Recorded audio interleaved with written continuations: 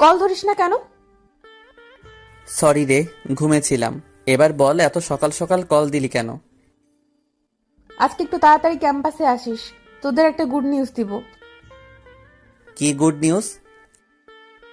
সেটা ক্যাম্পাসে এলে দেখতে পারবি। আর সানি আয়মানকেও বলে দিস তাড়াতাড়ি আসার জন্য। আমি ফারিয়াকে বলে দিছি। আচ্ছা ঠিক আছে, এখন ফোন রাখ, ফ্রেশ হব।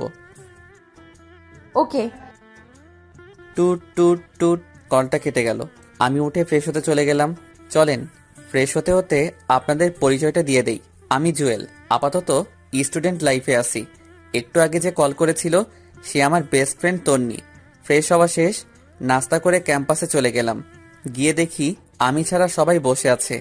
আমি যাওয়ার পরপরই তন্নি রাগী লোক নিয়ে আমাকে বলল, কি রে হারামি, তোকে আজকে একটু তাড়াতাড়ি আসতে বললাম আর তুই আজকে দেরি করে আসলি।